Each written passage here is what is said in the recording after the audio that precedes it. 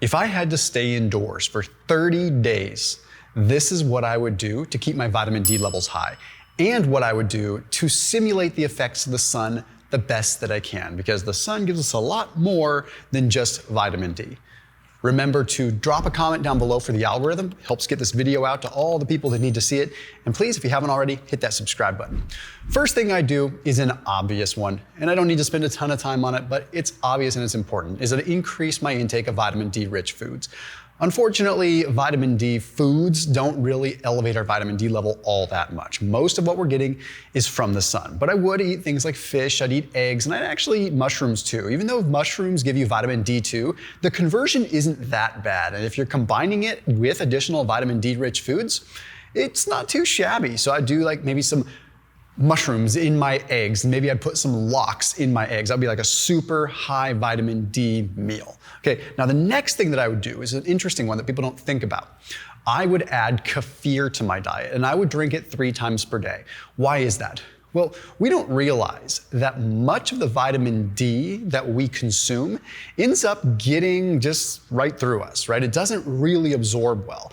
There is a metabolic component here, and the more that we can increase our gut microbiome, we can actually increase the amount of vitamin D that is metabolized from our gut. There's even some evidence to support that there's a bacterial interaction between like our gut, our skin and everything, and then how well we convert it even from UVB light. But that's pretty early on, so we're not gonna go down that rabbit hole yet. Bottom line is I would prioritize my gut health. I would have things like bone broth. I would have kefir. I would have collagen. I would prioritize that because if I'm not getting it from the sun, my gut is going to be my primary source, right? The next thing, the third thing that I do is I would tremendously increase my magnesium intake. For some reason, people forget that magnesium is like a crane that helps the whole process of vitamin D at the construction site happen. Okay, without that zinc, without that magnesium, it's really hard to convert into hydroxy vitamin D.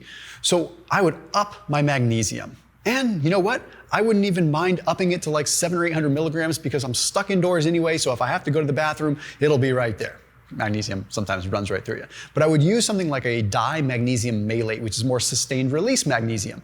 This is just gonna increase the odds that I'm gonna be able to absorb the vitamin D from my food. The next thing I do is, believe it or not, I would spend time by a window.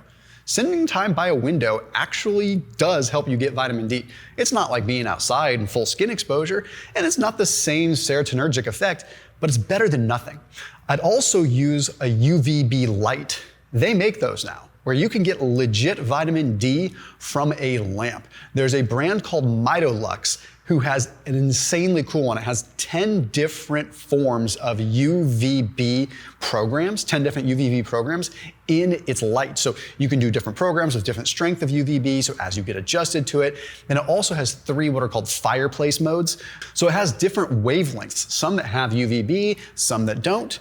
So you're getting 7 total wavelengths. So you're getting a really broad spectrum, as close to sunlight as you're going to get. As a matter of fact, as far as data is concerned, you might get more vitamin D from a UVB lamp like Mitolux than you would from the actual sun, but it's not gonna replace the real sun. But you get multiple different wavelengths, and they just added 2 new wavelengths that weren't in the previous version of their sun lamp. They also have a red light mode that increases GABA, so it's more of a cognitive mode. So even if you didn't want the UVB, which we'll talk a little bit more about red light in a minute, you could still get the GABAergic effects and get sort of the cognitive benefit there. So these are hugely, hugely powerful. So if I was going to be indoors, I could more than likely maintain my vitamin D levels by using a good vitamin D lamp like the Mitolux light. This one is by far the best one I've ever used. I've used small ones. I've used ones that just don't feel like you're getting much out of it. Like I don't feel much of a difference. This one legit works. That link down below, and you use code Thomas15, gets you 15% off. So I'll link it down below in the top line of the description. Again, it's Mitolux. They have a couple different models. They also have a base model that's a little bit less as well if you wanted to go for something a little less expensive, but still getting the vitamin D effect. So link is down below. Number 5, I would take in 1 to 2 teaspoons of cod liver oil. You're noticing I'm not talking about vitamin D supplements here. You could take a vitamin D supplement. Okay, no doubt. But I have problems with vitamin D supplements. You watch my channel, you know I'm not the biggest fan of them. I don't like synthetic vitamin D. A, where is it coming from? B, it's unopposed. You're getting straight vitamin D, which isn't really a natural thing. Now, if you're in a setting where you absolutely need it, sure. But cod liver oil has a decent amount of vitamin D. It also has vitamin A, and as long as you're not going overboard, it's not going to run into a toxicity effect. And it also has the omega-3s. Omega-3s are really important when it comes down to how our cells have fluidity, and sunlight plays a part there. So cod liver oil, you're getting a little bit of all of it. The sixth thing that I do is I would make sure I do weight-bearing exercise. Once again, weight-bearing exercise, resistance training, body weight work actually drives as a catalyst for vitamin D metabolism. So you can actually increase vitamin D metabolism and the utilization of it by doing weight-bearing exercise. This is what's interesting. We're starting to find this out with resistance training over cardio. Resistance training might support vitamin D metabolism more so than cardio. However, the more fat that we lose, cardio, the more vitamin D we release, because vitamin D gets sequestered into our fat tissue. So two sides, right? Resistance training, load-bearing stuff to metabolize vitamin D, losing the fat to actually release, literally release vitamin D from our fat tissue. Now let's talk about kind of a lighting setup. First thing in the morning, go by a window. Okay, everything's gonna change by contrast. If you're inside all the time, then eventually you're not going to need as much light to get the same desired effect. It's just the way our body adapts. So that means if you're inside for 30 days, eventually sitting by a window is going to be a monumental change. It's like if you took someone that was in a cave for a month and put them with a porthole of light, they'd be like, whoa, that's bright. They might even get burned, right? We're always going to adapt and acclimate. So sit by a window for 15 minutes in the morning.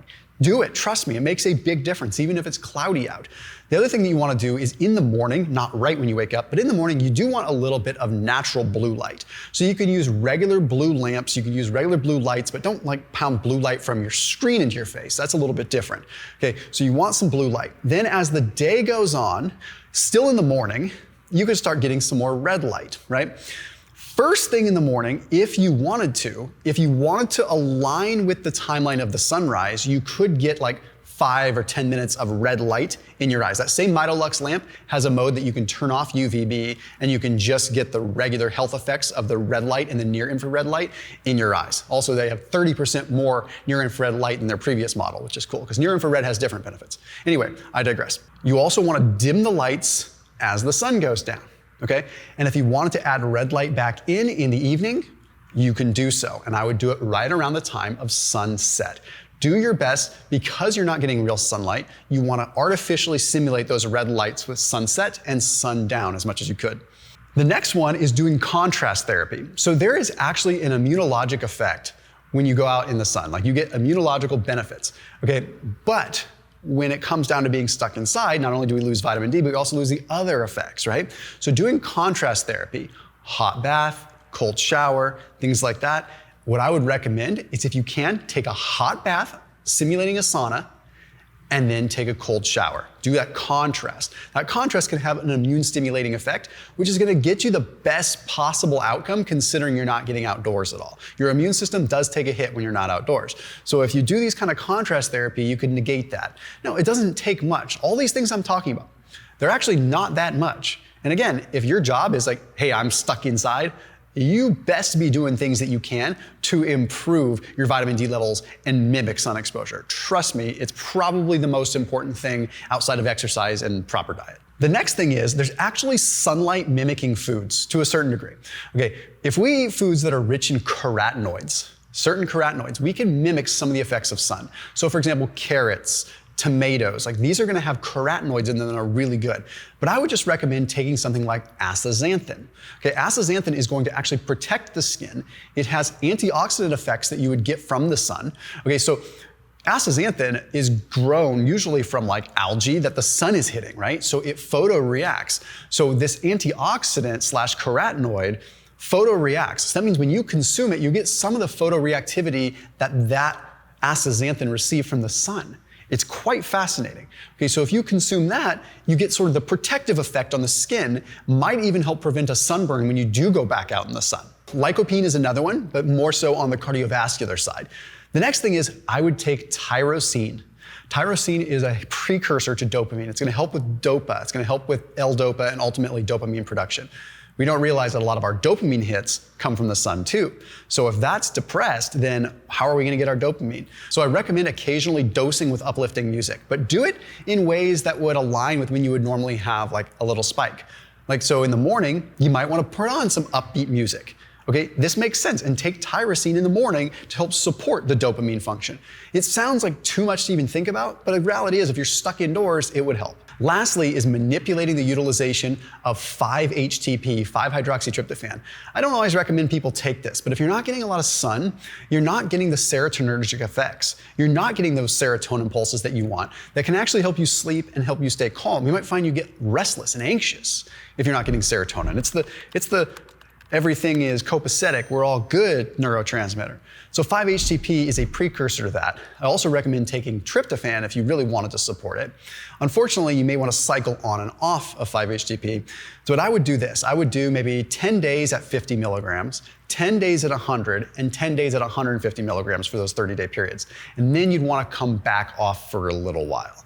Okay, the last thing is if you must regulate your sleep patterns, try a 1/4 milligram of melatonin. Now, this is not to put you to sleep per se. This is more so to help keep you on a schedule. If you are aligning with different light work and you're doing blue light and red light and UVB light, it might make sense to have a little bit of melatonin 30 minutes before bed, like a 1/4 milligram. Normally not a fan of using that stuff unless you needed to. And if you're timing the red light properly, you may not need it at all. But the big takeaway from this is there are ways to get UVB and are ways to get vitamin D and overall benefits of sunlight if you have to be stuck indoors. Of course, I don't recommend it, but now you have the playbook. I'll see you tomorrow.